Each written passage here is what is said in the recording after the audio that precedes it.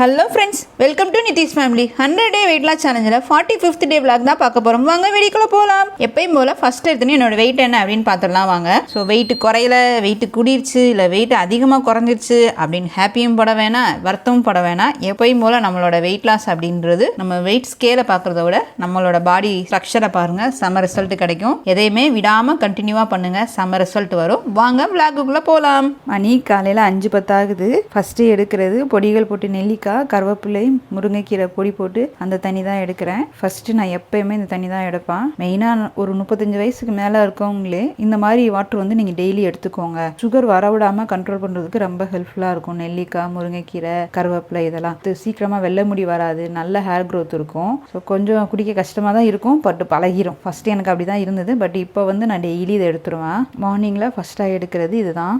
காலையில் டிஃபனாக எடுக்கிறது 8:30க்கு கேப்பக்கஞ்சி தான் எடுக்கிறேன். கேப்பக்கஞ்சி ஒரு 200 அளவும், தயிர் ஒரு 50 கிராம் ஊற்றியும் நல்லா கடைஞ்சி எடுத்திருக்கேன். அதுக்கு தொட்டுக்கிறதுக்கு வந்து வேர்க்கடலை தான் வந்து நானும் நிதிஷும் ஒரு 25 கிராம் அளவுக்கு எடுத்திருக்கோம்.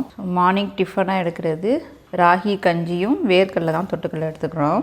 7th வீக்கோட 3rd டே எக்ஸசைஸ் தான் பார்க்க போகிறோம். இன்றைக்கி வந்து அப்பர் பாடிக்குரிய எக்ஸசைஸ் தான். ஸோ அப்பர் பாடிக்குரிய எக்ஸசைஸ் வந்து ரொம்ப லேஸாக பண்ணுற மாதிரி இருக்கே, எப்படி சோல்டர்லாம் குறையுமா அப்படின்னு ஒரு டவுட் வருது. அப்படிலாம் கிடையாது. வாரத்தில் 3 நாள் 4 நாள் பண்ணால் தான் குறையும். அதுக்கு மேலே அதிகமாக பண்ணாலும் குறையாது, ரொம்ப கம்மியாக பண்ணாலும் குறையாது. ரொம்ப அதிகமாக ஸ்ட்ரெச் பண்ணோம் அப்படின்னா என்ன ஆகும், ஒரு விதமான ஃபேட் வந்து நம்மளுக்கு டைட்டன் தான் ஆகுமே தவிர அந்த ஃபேட் லாஸ் இருக்காது. ஸோ நம்ம கையோட ஷேப் வந்து ரொம்ப அசிங்கமாயிடும், ரொம்ப கொலன்னு ஆயிடும், ஸ்கின் எல்லாம் ரொம்ப தொங்க ஆரம்பிச்சிடும். அதனால எதையுமே பொறுமையாக ஸ்லோவாக பண்ணும்போது தான் ரிசல்ட் வந்து நல்லா கிடைக்கும். வாரத்தில் 3 நாள் அப்பர் பாடிக்கு பண்ணாலே போதும். ஷோல்டர், செஸ்ட் எல்லாமே வந்து பண்ணும்போது எக்ஸசைஸ் வந்து சிம்பிளாக இருக்கும். பொசிஷனை கரெக்டாக பண்ணணும், அதே நேரத்தில் ஸ்லோவாக பண்ணணும். கவுண்டிங்கை கொஞ்சம் கொஞ்சமாக இன்க்ரீஸ் பண்ணிக்கோங்க, கரெக்டாக இருக்கும். அப்புறம் இந்த ஃபேண்ட் வந்து நான் ஏற்கனவே முந்தி விளாக்லாம் நிறையா போட்டிருக்கேன். ஸோ இது வந்து pink colour, yellow and green கலரில் 3 வச்சிருக்கேன். நான் இதை எப்படி எடுத்தேன் அப்படின்னு ஒரு வரலாறு சொல்கிறேன். சரணா ஸ்டோரோட ஓனர் கேட்டாருன்னா திட்டுவார். ஏன் அப்படின்னா ஃபர்ஸ்ட் வருஷம் ஆடி மாதம் பாக்ஸில் வந்து போட்டிருப்பாங்க துணியெல்லாம்.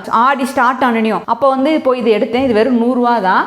யூனிகான்ன்றது ஒரு கம்பெனி தான். ஸோ கம்பெனி பிராண்டட் ஐட்டமாக எடுக்கும்போது ரேக்கில் தொங்க விட்டுருப்பாங்க. அப்போ போய் பார்க்கும்போது எவ்வளோ இருந்துச்சுன்னா 399 ரூபா, 499 ரூபா அந்த மாதிரி இருந்தது. அதுக்கப்புறம் நான் எடுக்கல. திருப்பியும் அடுத்த வருஷம் ஆடி மாதத்தில் அதே மாதிரி பாக்ஸில் 100 ரூபாய்க்கு போட்டிருந்தாங்க. அதை தான் போய் திருப்பி மறு வருஷம் 2 எடுத்தேன். கிட்டத்தட்ட ஒரு 2-3 வருஷமாகவே இதை வந்து நான் யூஸ் பண்ணிட்டு தான் இருக்கேன். நல்ல கிளாத்து, ரொம்ப நைஸாக இருக்கும். அதே நேரத்தில் அந்த இசிவு கொடுக்குறதும் சரி, அந்த வெளியில் பிரிஞ்சுட்டு வர்றது அந்த மாதிரி எதுவுமே இல்லை. மேக்ஸிமம் வந்து பெரிய பெரிய கம்பெனி வந்து அவங்க ஹோல் ப்ராடக்ட்டையும் வந்து சேல் பண்ணுவாங்க இயர் எண்டிங்கில். ஒரு சிலர் ஆடி மாதம் பண்ணுவாங்க, ஒரு சிலர்லாம் வேறு மாதம் பண்ணுவாங்க. இப்போ மதுரையில் மெஜரா கோஸ்டில் வந்து டிசம்பரில் சேல்ஸ் பண்ணுவாங்க. ஸோ அவங்களோட ப்ராடக்ட் வந்து ஃபாரின் போகிறது, மேக்ஸுக்கு அந்த மாதிரி ப்ராடக்ட் எல்லாமே மதுரை மெஜரா கோஸ்டில் வந்து பண்ணுவாங்க. அதெல்லாம் நாங்கள் வந்து இந்த மாதிரி இயர் எண்டிங் சேல்ஸில் எடுத்திருக்கேன். அதெல்லாம் சூப்பராக இருக்கும். ஆனால் என்ன இயர் எண்டிங்னா அந்த ஒரு வருஷத்துக்கு ஃபுல்லாக வச்சிருந்து கொடுப்பாங்க, அவ்வளோதான், வேற ஒன்றும் இல்லை. ஸோ நீங்களும் அந்த மாதிரி ட்ரை பண்ணி பாருங்கள். அடுத்து யோகா மேட் கேட்டிருந்தாங்க. யோகா மேட் வாங்கினீங்களாக்கா, எப்படி இருக்குன்னு கேட்டிருந்தாங்க. யோகா மேட் வந்து 10 mm நான் வாங்கியிருக்கேன். இதை வாங்கினது வந்து 1000 rupees தான். ஆக்சுவலாக 900 சம்திங்கில் வாங்கினேன். ரொம்ப சாஃப்டாக நல்லா இருக்குது, எக்ஸசைஸ் பண்ணுறதுக்கும் ரொம்ப வழுக்கலை, அதே நேரத்தில் டேமேஜ் ரொம்ப ஆகலை. நான் கூட மேலே வந்து ரொம்ப சாஃப்டாக இருக்கே, கிழிஞ்சிருமோ அப்படின்னு தான் நினச்சேன். ஆனால் கிளியலை, நல்லா தான் இருக்குது, நல்லா சாஃப்டாக இருக்குது. யோகா மேட் நல்லா திக்காக இருக்கும்போது நம்ம காலுக்கு வந்து ஷூவோ சாக்ஸோ எதுவும் போடணும்னு அவசியம் கிடையாது.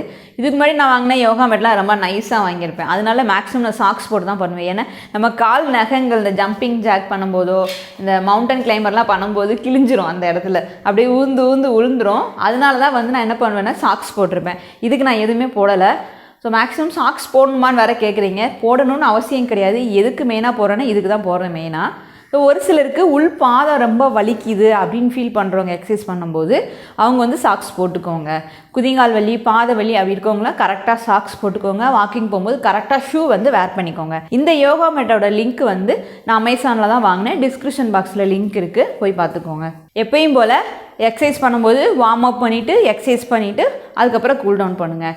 எனக்கு தம்பிள்ஸ் இல்லை, இப்போ போடுற எக்ஸசைஸில் என்னால் பண்ண முடியாது அப்படின்றவங்க நான் ஃபஸ்ட்டு வீக் 4 வீக் வந்து நார்மலான கார்டியோ எக்ஸசைஸ் போட்டிருக்கேன், அது பண்ணலாம். நிதிஷ் சுன்னி அதை தான் பண்ணிகிட்டு இருக்கான். எக்ஸசைஸோட ஸ்பீடை இன்க்ரீஸ் பண்ணுறான், கவுண்டிங்கை இன்க்ரீஸ் பண்ணி அவன் பண்ணிக்கிட்டே தான் இருக்கான். சரி வாங்க இன்னைக்குரிய அப்பர் பாடி எக்ஸசைஸ் என்னன்னு பார்த்துடலாம். First exercise jumping jack plus running in place. 2 கண்டினியூவாக பண்ணணும். இது 40 செகண்டும் இதுவும் 40 செகண்ட், அந்த மாதிரி கவுண்டிங்கில் 3 செட்டு பண்ணுங்கள், செம்ம எஃபெக்டிவாக இருக்கும். ரெண்டாவது எக்ஸசைஸ் ஸ்குவாட் வித் ப்ரெஸ். இதுவுமே கவுண்டிங் வந்து 20 to 20 18. ஸோ நம்ம ஷோல்டருக்கும் அப்டமனுக்கு பண்ணும்போது கண்டிப்பாக ப்ரெஸ் பண்ணுங்கள், நல்ல டிஃப்ரென்ஸ் நல்லா தெரியும். Third exercise lungs with tumbles. So இதுவுமே நம்ம வந்து லங்ஸ் வித் தம்பிள்ஸ் வந்து நம்ம சைடு ரைஸ் பண்ணலாம், அப்படி இல்லைன்னா ஃப்ரண்ட் ரைஸ் பண்ணலாம். ஸோ உங்களுக்கு எது வந்து வாட்டமாக இருக்கோ அதை பண்ணுங்கள். எது கஷ்டமாக இருக்குது என்னால் பண்ண முடியல அப்படின்றதையும் சேர்த்து பண்ணுங்கள். Fourth exercise dumbbell deadlift. இது ஏற்கனவே நான் சொன்ன மாதிரி நான் 3 கிலோ வச்சு தான் பண்ணிகிட்டு இருக்கேன், 2.5 கிலோ வச்சு பண்ணுறேன். இது வந்து நம்ம ஷோல்டருக்கும் சேர்த்து மொத்தமாக பண்ணணும். ஸோ ஷோல்டர் ப்ரெஸ்ஸும் சேர்ந்து பண்ணும்போது செம்ம ரிசல்ட் கிடைக்கும். Fifth exercise shoulder press. இதோட கவுண்டிங்கும் 22, 20, 18. கரெக்டாக உங்கள் கைகளை வந்து எல் ஷேப்பில் வச்சு கரெக்டாக பண்ணுங்கள், நல்ல ரிசல்ட்டு கிடைக்கும். Sixth exercise bicep curl. இதோட கவுண்டிங் அப்படின்றது 22, 20, 18 கவுண்டிங்கில் பண்ணுங்கள். இது வந்து 22, 20, 18 அப்படின்றது 3 செட்டு. ஃபஸ்ட்டு செட்டுக்கு 22 பண்ணணும், ரெண்டாவது செட்டுக்கு 20, மூணாவது செட்டுக்கு 18 கவுண்டிங்கில் பண்ணணும். ஸோ ஒவ்வொரு எக்ஸசைஸையும் நீங்கள் பண்ணும்போது ரொம்ப கேப் விடாதீங்க, 10 செகண்ட் கேப் விட்டுக்கோங்க, போதுமானது. 7th exercise standing snow ஏஞ்சில். இது வந்து ஃபஸ்ட்டு கைகளில் செஞ்சு பாருங்கள், வெறும் கையை வச்சு செஞ்சு பார்த்துட்டு அதுக்கப்புறம் மெதுவாக தம்பிள்ஸ் வச்சு செஞ்சு பாருங்கள். தம்பிள் வச்சு செய்யும்போது பார்க்க ஈஸியாக இருக்கும். ட்ரைசப்பும் சரி பைசப்பும் சரி பயங்கர பெயினாக இருக்கும். ஸ்லோவாக பண்ணி பழகுங்க, கரெக்டாக இருக்கும். 22, 20, 18. 8th எக்ஸசைஸ் வால் புஷ்அப். கண்டிப்பாக அப்பர் பாடி அப்படின்னா இந்த எக்ஸசைஸோட சேர்ந்து வால் புஷ்அப்பை விட்டுறாதீங்க. அதே மாதிரி லோயர் பாடி அப்படின்றது வால் சிட்டப். இந்த 2 எக்ஸசைஸையும் விடவே விடாதீங்க, டெய்லி கண்டினியூ உங்கள் எக்ஸசைஸில் ஆட் பண்ணிக்கோங்க. 9th exercise punches. ஸோ பஞ்சஸ்க்கு வந்து நான் 2.5 கிலோ தான் யூஸ் பண்ணுறேன். ஃபஸ்ட்டு நீங்கள் நார்மலாக 1 கிலோ கூட வச்சு யூஸ் பண்ணலாம். கைகளை நல்லா வரப்பாக வச்சு உங்கள் ஷோல்டருக்கு பார்த்து வச்சுக்கோங்க. ஸோ நீங்கள் பஞ்ச் பண்ணும்போது கைகள் வந்து இப்படி ஸ்ட்ரைட்டாக உங்கள் செஸ்ட்டுக்கு நேராக கொண்டு வரணும். கொண்டு வர வெயிட் வச்சு பண்ணும்போது கொஞ்சம் மெதுவாக பண்ணுங்கள். நல்லா பழகிட்டிங்கன்னா அதுக்கப்புறம் உங்கள் ஸ்பீடை வந்து இன்க்ரீஸ் பண்ணிக்கோங்க. இதுவுமே 22, 20, 18. இது வந்து நல்லா கை வந்து செம்ம பெயினாக இருக்கும், பட் ஆனால் விடாமல் கண்டினியூவாக பண்ணுங்கள். 10th exercise front and ladder rice. So ladder rice பண்ணுறது ரெண்டும் சேர்ந்து பண்ண போகிறோம். ஒன்று லேடர் சைடில் வந்து ரைஸ் பண்ணுறதும் சரி, ஃப்ரண்ட் ரைஸ் பண்ணுறதும் சரி. எந்த கை வசத்தில் உங்கள் கை கீழே இருக்கோ ஃபஸ்ட்டு அதை வந்து ரைஸ் பண்ணுங்கள். இப்போ நான் ஃப்ரண்ட்டில் வச்சு ரைஸ் பண்ணுறேன் அப்படின்னா ஃப்ரண்ட் ரைஸ், லேடரில் சைடில் கொண்டு வந்து திருப்பி கீழே இறக்குறோமா, திருப்பி என்ன பண்ணுங்கள், சைட்லேருந்து உங்கள் கையில் மேலே தூக்கி திருப்பி ஃப்ரண்ட் வந்து திருப்பி ஃப்ரண்ட்டுக்கு கீழே இறக்குங்க. இது வந்து ஒரு கவுண்டிங்கில் பண்ணுறது. இந்த மாதிரி கவுண்டிங் வந்து 22, 20, 18 அந்த மாதிரி பண்ணுங்க. எப்பவுமே எக்ஸசைஸ் கடைசியாக முடிக்கும்போது நான் சொல்கிறது என்னென்னா cobra Bose plus Balasana. Each exercise வந்து 1 நிமிஷம் பண்ணுங்கள், கண்டிப்பாக சூப்பரான ரிசல்ட் இருக்கும். எக்ஸசைஸ் பண்ணி முடிச்சுனே கண்டிப்பாக 10 நிமிஷத்துக்கு கூல்டவுன் அப்படின்றது பண்ணுங்கள். அப்படின்னா தான் தேவையில்லாத இன்ஜுரி இருக்காது, தேவையில்லாத பாடி பெயின் இருக்காது. ரொம்ப வந்து எக்ஸசைஸ் பண்ணாலே பாடி பெயினாக இருக்குது, நான் ரொம்ப வீக்காக ஃபீல் பண்ணுறேன் டயட்டில் அப்படின்னா நம்ம சரியாக வந்து சத்தான உணவு எடுக்கலை. அதே மாதிரி அடுத்த ஒரு கொஸ்டின் என்ன மெயினாக கேட்டது, பேக் பெயின் வருது, எக்ஸசைஸ் பண்ணால் பேக் பெயின் வருது அப்படின்றீங்க. என்னென்னா நம்ம பொசிஷன் வந்து கரெக்டாக பண்ணுறதில்ல. நம்ம அப்டமனுக்கு வந்து ஓவர் வெயிட்டாக இருக்கும்போது நம்ம வந்து என்ன பண்ணுவோம், இந்த இடுப்பு வந்து இப்படி வளைஞ்ச மாதிரி இருக்கும், இப்படி முன்னாடி வந்த மாதிரி இப்படி வளைஞ்ச மாதிரி இருக்கும். அப்போ வந்து உங்களுக்கு ஓவர் பெயினாக தான் இருக்கும். நீங்கள் எக்ஸசைஸ் பண்ண அந்த பேக் பெயின் கொஞ்சம் கொஞ்சமாக குறைய ஆரம்பிச்சிடும். பேக் பெயின் இருக்குது அப்படின்றவங்க கோப்ரா போஸு, வால் சிட்டப், இந்த 2 எக்ஸசைஸை மறக்காமல் பண்ணுங்கள். அது மாதிரி கேட் கவ் போஸ்ன்னு ஒன்று இருக்குது. இந்த 3 எக்ஸசைஸை விடாமல் கண்டினியூவாக பண்ணுங்கள். அப்போ வந்து உங்கள் பேக் பெயின் இருக்காது. அதோடு சேர்ந்து உளுந்தங்கஞ்சி வந்து டெய்லி எடுத்து குடிங்க. 1 கிளாஸ்க்கு 1 ஸ்பூன் போட்டு 1 கிளாஸ் உளுந்தங்கஞ்சி டெய்லி காலையில் குடிச்சிங்க அப்படின்னா பேக் பெயின் அப்படின்ற ஒன்று இருக்கவும் இருக்காது. இதை கண்டினியூவாக பண்ணிங்கன்னா நல்ல ரிசல்ட் வரும். மதியான சாப்பாடு எடுக்கிற டைம் மணி கரெக்டாக 1:10 ஆகுது.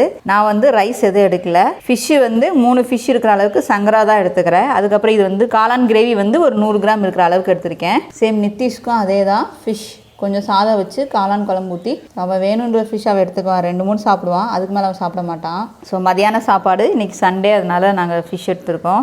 வெயிட் லாஸில் சிக்கன் ஃபிஷ் எடுத்து சாப்பிட்லாமான்னு கேட்குறீங்க. எடுத்து சாப்பிட்லாம், பட் ஆனால் பிசிஓடி தைட்டாக இருக்கவங்க கண்டிப்பாக எந்த சிக்கனுமே எடுக்காதீங்க. எந்த ஒரு ப்ராப்ளமும் இல்லாமல் நீங்கள் வெயிட் லாஸ் பண்ணுறீங்க அப்படின்னா வாரத்தில் 3 நாள் நம்ம ஃபிஷ்ஷு கூட எடுத்துக்கலாம். அது மாதிரி வாரத்தில் 2 நாள் வந்து சிக்கன் கூட எடுத்துக்கலாம். முடிஞ்சால் நாட்டுக்கோழியாக எடுத்துக்கோங்க. ப்ராயில் கோழி எடுக்கிறத முடிஞ்ச அளவுக்கு அவாய்ட் பண்ணிக்கோங்க. நைட்டு டிஃபன் எடுக்கிற டைம் வந்து மணி 7 ஆகுது. நான் சப்பாத்தி இது 110 கிராம் இருக்குது, 3 சப்பாத்தி. அதுக்கப்புறம் காளான் கிரேவி வந்து 100 கிராம் எடுத்திருக்கேன். அதே மாதிரி தான் நித்திஷ்க்கும் 2 சப்பாத்தி 80 கிராம் இருக்குது, காளான் கிரேவி வந்து 50 கிராம் இருக்க அளவுக்கு அவன் எடுத்திருக்கான். மத்தியானம் காலையில் கொஞ்சம் கம்மியாக சாப்பிடும்போது சாயந்தரம் கொஞ்சம் எக்ஸசைஸ் பண்ணீங்க ஹெவியாக 1 ஹவர் அப்படின்ற போது இந்த மாதிரி கொஞ்சம் ஹெவியாக எடுத்துக்கோங்க.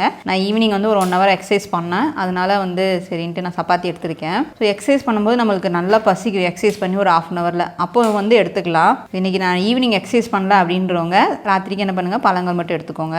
நைட்டு டிஃபனாக எடுக்கிறது சப்பாத்தியும் காளான் கிரேவியும். மணி 8:20 ஆகுது. கடைசியாக இருக்குது ஃபேட் கட்டட் ட்ரிங்க் தான் எடுக்கிறேன். நிதிஷ் கோவம் வாட்டரும் நாங்கள் 2 பேரும் கரிஞ்சீரகம் வாட்டர் தான் எடுக்கிறேன். நிதிஷ்க்கு தனியாக வேறு கிளாஸ் மாற்றிடுவோம், அப்போ தான் தெரியும் அப்படின்றதுக்காக. இது 2 எங்களுக்கு. ஸோ மஞ்சள் போட்டிருக்கறனால எல்லாம் மஞ்சள் கலரில் தெரியுது. ஸோ நைட்டு நல்லா வார்மாக சூடாக குடிக்கிற அளவுக்கு எடுத்து குடிங்க. இந்த மாதிரி எனக்கு ஃபேட் கட்டட் ட்ரிங்க் குடித்தா சேர மாட்டேங்குது, மோஷன் ப்ராப்ளம் வருது, நெஞ்சரிச்சல் வருது அப்படின்றவங்க ஒன்றும் பண்ண வேணாம். 3 வேளை சாப்பாடு நீங்கள் எடுக்கிறீங்களா, சாப்பாடு எடுத்து ஒரு 45 நிமிஷம் கழித்து நல்லா ஹாட் வாட்டராக எடுத்து குடிக்கணும். வார்ம் வாட்டர் கிடையாது. உங்களால் எவ்வளோ சூடாக குடிக்க முடியுமோ அவ்வளோ சூடாக குடிங்க. 45 நிமிஷம் இல்லைன்னா 1 hour கழித்து எடுத்து குடிங்க. அது நீங்கள் சாப்பிட்ட உணவை சீக்கிரமாகவே செரிமானம் பண்ணுறதுக்கு ரொம்ப ஹெல்ப்ஃபுல்லாக இருக்கும். வெயிட் லாஸும் இன்னும் ஃபாஸ்ட்டாக இருக்கும். ஸோ ட்ரை பண்ணி பாருங்கள். இன்றைக்கி என்னோட diet and morning evening 2 time நான் எக்ஸசைஸ் பண்ணிட்டேன். டைம் கிடைக்கும் போது ஒரு சில நாள் நான் 2 டைம் வந்து எக்ஸசைஸ் பண்ணுவேன். டைம் இல்லை, வீட்டு வேலை அதிகமாக இருக்கும்போது ஒரு நாளைக்கு ஒரு வேளை காலையில் மட்டும் 1.5 மணி நேரம் எக்ஸசைஸ் பண்ணுவேன். இன்றைக்கி காலையில் 1.5 மணி நேரம், ஈவினிங் 1 மணி நேரம் எக்ஸசைஸ் பண்ணேன். ஸோ இன்றைக்கி என்னோட டயட் அண்ட் எக்ஸசைஸை நான் சூப்பராக ஃபினிஷ் பண்ணிட்டேன். அதே மாதிரி நீங்களும் ஃபினிஷ் பண்ணிப்பீங்க அப்படின்னு நான் நினைக்கிறேன். மீண்டும் நாளை ஒரு vlogல் சந்திக்கலாம். இப்போ இந்த வீடியோ உங்களுக்கு பிடிச்சிருந்தா லைக் பண்ணுங்கள், ஷேர் பண்ணுங்கள், தென் உங்களுக்கு கருத்துக்களை கமெண்ட் பண்ணிக்கோங்க.